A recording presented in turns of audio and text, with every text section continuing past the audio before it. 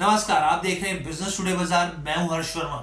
एक ऐसी कंपनी जो साउथ इंडिया में तीसरे नंबर पर हो, केरला में नंबर 1 पर हो, तमिलनाडु में 60% मार्केट शेयर हो। और इतना ही नहीं, अगर 2021 वित्त वर्ष की बात करें तो इस कंपनी का प्रॉफिट जो था वो महज 7 करोड़ रुपए था। लेकिन वित्त वर्ष 2023 आते आते इस कंपनी का जो प्रॉफिट है वो 145 करोड़ रुपए पहुंच गया, यानी कि सीधा 230% का जंप। आखिर ये कंपनी कौन सी है? दरअसल मैं ये कंपनी के बारे में आपको इसलिए बता रहा हूँ क्योंकि अब इस कंपनी का आईपीओ आने जा रहा है, और साथ ही इससे जुड़ी और दूसरी चीजें भी हैं जो आपको समझनी चाहिए। पूरी वीडियो के आखिरी तक देखेंगे तो आपको बहुत काम की ये वीडियो लगेगी और आपको समझ में आएगा कि क्या इस जो भी सब जानकारी है उसके हिसाब से आपको इस आईपीओ में निवेश करना चाहिए, नहीं करना चाहिए, एक्सपर्ट्स क्या कहते हैं। और तमाम इस आईपीओ से जुड़ी जानकारी के लिए आपको बस इतना ही करना है कि हमारे चैनल को शेयर और सब्सक्राइब करना है। तो चलिए वीडियो की हम लोग शुरुआत करते हैं। तो सबसे पहले इस कंपनी का नाम क्या है? देखिए, इस कंपनी का जो नाम है वो है मुथूट माइक्रोफिन। मुथूट माइक्रोफिन। अब इसका आईपीओ आ रहा है। इसका आईपीओ आ कब रहा है? सोमवार को, मंडे को, यानी 18 दिसंबर को आ रहा है। 20 दिसंबर को इसका जो इशू है वो बंद हो जाएगा, यानी कि 3 दिन का समय है आपके पास। 18, 19, 20 निवेशकों के पास टाइम है। अब 21 तारीख को क्या होगा?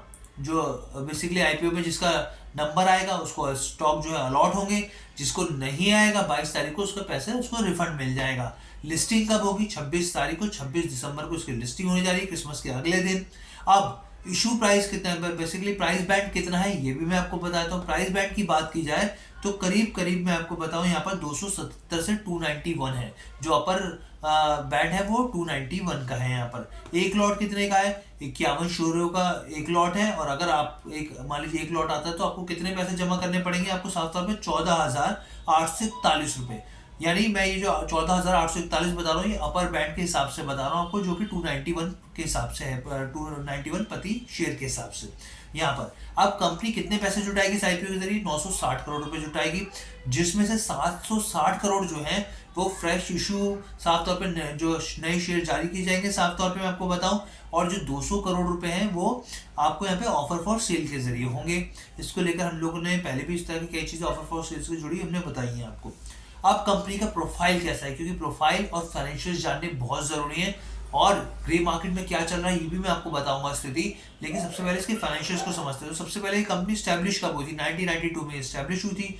अगर इसकी पेरेंट कंपनी की बात करें तो पेरेंट कंपनी जो है मुथूट पपाचन, इसके बारे में आप अच्छे से जानते हैं। ये कंपनी जो है बेसिकली इसकी पेरेंट कंपनी है। अब ये कंपनी का बिजनेस मॉडल कैसा है? देखिए, कंपनी जो है वो बेसिकली लोन प्रोवाइड करती है। जैसे कि हम नाम से जानते हैं माइक्रोफिन है, तो माइक्रो लोन्स ये प्रोवाइड करती है।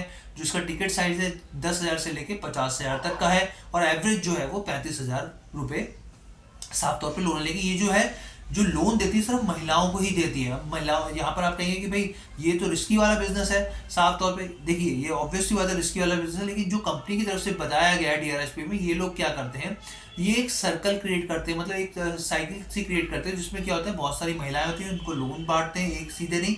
और उसमें क्या करते हैं, जॉइंट लाइबिलिटी बना देते हैं। यानी कि अगर किसी एक ने एनपीए बन गया, कोई लोन नहीं चुका पाया, तो बाकी की जॉइंट लाइबिलिटी होगी कि वो लोग उसकी ईएमआई के तौर पर चुकाएंगे, या फिर जो भी उसके पैसे रह गए वो उसको चुकाएंगे। इससे क्या होता है, कंपनी का साफ तौर पे कहना है कि इससे हमें खतरा कम होता है, नुकसान होने का, एनपीए बनने का खतरा साफ तौर पे कम होता है।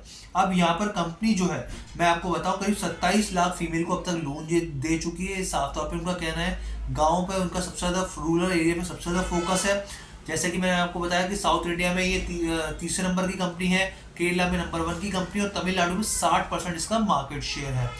तो उसके बाद मैं आपको उसके फाइनेंशियल्स आप समझाया था, उसके फाइनेंशियल्स कैसे, क्योंकि फाइनेंशियल्स बहुत काम की चीज है। वित्त वर्ष 2021 में इस कंपनी का जो मुनाफा था महज 7 करोड़ था, लेकिन अब 2023 में बढ़ते बढ़ते साफ तौर पे इसका जो मुनाफा है वो 145 करोड़ रुपए हो गया, यानी कि 230% की साफ तौर पे इसमें बढ़ोतरी देखने को मिली है।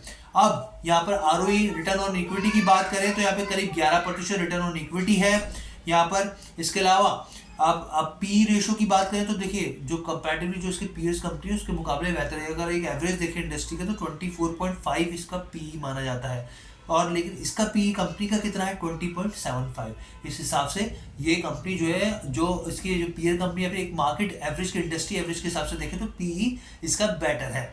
अब जो सबसे बड़ा कंसर्न है वो है डेट।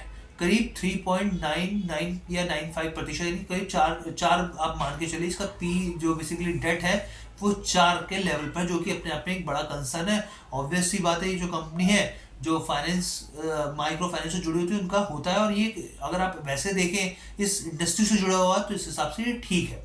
अब यहाँ पर ग्रे मार्केट में क्या स्थिति है, और जो मार्केट एक्सपर्ट्स है या फिर जो भी ब्रोकरेज है उनका क्या कहना है कि इसमें खरीदारी करनी चाहिए आईपीओ में या नहीं करना चाहिए निवेश, उसके जवाब मैं आपको देता हूँ। तो देखिए ग्रे मार्केट में इसकी डिमांड है, इसको लेकर बस है। 27% प्रीमियम पे ये जो ग्रे मार्केट में ये स्टॉक जो है वो ट्रेड कर रहा है 27% ऊपर से, यानी कि साफ तौर पे 291 से ऊपर 27% हिसाब से मान लीजिए, इस हिसाब से इसकी लिस्टिंग होने की संभावनाएं हैं यहाँ पर। अब यहाँ पर लोग क्या कह रहे हैं, यहाँ पे मार्केट एक्सपर्ट्स क्या कह रहे थे कि स्वस्तिका इन्वेस्टमेंट का साफ तौर पे कहना है कि आप इसमें अप्लाई कर सकते हैं। कैपिटल मार्केट्स का कहना है यहाँ पर आप इसको अप्लाई कर सकते हैं इस आईपीओ में, कोई दिक्कत वाली बात नहीं है। एक्सिस कैपिटल ने नॉट रेटेड कहा है, साफ तौर पे नॉट रेटेड। और चित्तौड़गढ़ ने बोला है मीडियम और लॉन्ग टर्म के हिसाब से इसमें आप इन्वेस्टमेंट कर सकते हैं। तो ये सारे पॉइंट्स हैं जो मैंने आपको बताई, आपको सामने स्थिति एकदम साफ कर दी।